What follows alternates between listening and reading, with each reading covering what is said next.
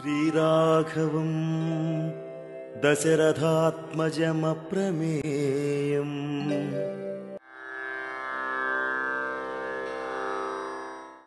దేవగంధర్వ సంకాశాః తత్ర తే న్యవసన్ సుఖం చిత్రకూటం గతే రామే పుత్రశోకాతురస్తథా. సీతారామ లక్ష్మణుడు దేవగంధర్వుల్లాగా సుఖంగా కాలం గడుపుతున్నారు. చిత్రకూట పర్వతం దగ్గర రాముడు నివసిస్తూ ఉండగా దశరథుడు పుత్రశోకంతో బాధపడుతూ ఉన్నాడని మంత్రానికి తాత్పర్యం. సీతారామ లక్ష్మణులు సుందరమైన చిత్రకూట పర్వతానికి చేరి ఒక అందమైన ఆశ్రమాన్ని నిర్మించుకున్నారని, చిత్రకూట పర్వతం మీద విచిత్రములైనటువంటి రంగురంగుల పూల చెట్లు కూడా ఉన్నాయి. రకరకాల పక్షులు చెవులకు ఇంపుగా పాడుతున్నాయి. ఎక్కడో దూరంగా అడవి మృగాల ధ్వనులు వినిపిస్తూ ఉన్నాయి. స్వచ్ఛమైనటువంటి జలాలతో మాల్యవతి నది ప్రవహిస్తూ ఉన్నది. వారు నివసిస్తున్నటువంటి పర్ణశాలలోకి చక్కని గాలి కూడా వీస్తోంది. పర్ణశాల ఎదురుగానే ఉన్నటువంటి మాల్యవతి నదిలో స్నానం చేస్తూ సీతారామ లక్ష్మణులు ఆనందిస్తూ ఉన్నారు. రాముడు సీతతో కలిసి మనోహరమైన వనాలలో విహరిస్తూ సంతోషిస్తూ ఉన్నారు. అలా వారు దేవగంధర్వుల్లాగా సుఖంగా నివసించారు.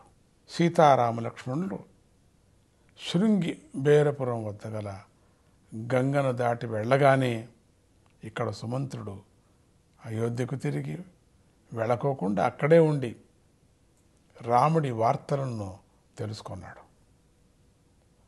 రాముడు లేని రథాన్ని నడుపుతూ సిగ్గుతో అయోధ్యలోకి ప్రవేశించాడు. ప్రజలంతా ఆహాకారాలు చేశారు. సుమంత్రుడిని తిట్టారు. సుమంత్రుడు తన ముఖం చూపుకోకుండా ముందుకు సాగి దశరథుడికి రాముడి సందేశాన్ని వినిపించాడు. ఇక దశరథుడు తక్షణమే మూర్ఛ కూడా పోయాడు. కొంతసేపటికి తేరుకొని రాముణ్ణి గురించి అడిగాడు. మళ్ళీ తన వనవాసానికి కైకేయి కారణం కాదని, దైవ ప్రేరణే కారణమని చెప్పాడు. మునివేషం ధరించాడు. గంగా నదిని దాటి వెళ్ళాడు. రాముడి యొక్క మనస్సు మార్చుకొని తిరిగి వస్తాడేమో అనుకొని నేను 3 రోజులు గుడి వద్ద ఉన్నాను అని అంతా చెప్పుకొచ్చాడు. చూస్తాం మళ్ళీ వస్తాడని కాచుకున్నాను. గుహుడి దగ్గరే ఉండి నేను మహారాజా రాలేదు. అప్పుడు రాముడు భరద్వాజముని దర్శించాడని, చిత్రకూటం దగ్గర నివసిస్తున్నాడని గుహుని యొక్క చారుల వల్ల తెలుసుకున్నాను ప్రభు అని చెప్పుకొచ్చాడు. అప్పుడు దశరథుడు, నేను ఒక స్త్రీ మాట విన్నానయ్యా. మంత్రులతోనూ స్నేహితులతోనూ పండితులతోనూ నేను ఆలోచించుకోకుండా ఎంత తప్పు చేశాను నేను. సుమంత్ర, నేను నీకు ఈ కొంచెం ఉపకారం చేశానని నీకు కృతజ్ఞత ఉన్నా, ఏ ఉపకారం చేశానని చెప్పేసి ఉన్నా కూడా నన్ను రాముడి దగ్గర తీసుకుపోకువా? నీకు తెలుసు కదా రాముడు ఎక్కడున్నాడని. అవన్నీ కొంచెమైన ఆజ్ఞ ఇవ్వచ్చు మంత్రికి, కానీ ఇవ్వలే. ఆ పరిస్థితి అయిపోయింది. పాపం ప్రాధేయపడుతున్నాడు. తీసుకువెళ్ళవా నన్ను అని. లేదా నువ్వు ఇప్పుడే వెళ్ళి రాముడిని తీసుకురావా?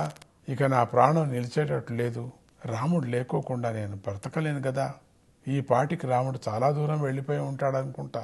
పోని నన్నే రథం ఎక్కించి రాముడి దగ్గర తీసుకువెళ్ళు. సీతారామ లక్ష్మణులు చూస్తూనే నేను బ్రతుకుతానయ్యా.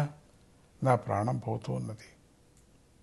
వదలలేక ఆ రాముణ్ణి, సీతను, లక్ష్మణుని మాటిమాటికి స్మరణ చేస్తూ ఊపిరి నిలుపుకుంటూ కింద పడిపోతున్నాడు. పాపం, నాకు బ్రతికెందుకు? ఓ సీతారామ లక్ష్మణులారా, మీ దిగులుతోనే నేను ఇక్కడ దిక్కు లేకోకుండా పరలోకానికి వెళుతున్నాను అని దశరథుడు దుఃఖంతో కుమిలిపోయాడు, కృంగిపోయాడు. కిందపడి లేచటం, వెళ్ళిపోతున్నా నేను, ఇంకా నాకెవరు లేరు, మిమ్మల్ని చూడకోకుండానే వెళుతున్నా నేను. మీ దర్శన భాగ్యం లేకోకుండా వెళుతున్నా. నేను మహాపాపి అని కిందపడి కృంగిపోయాడు. ఓం సీతారామాభ్యాం నమః.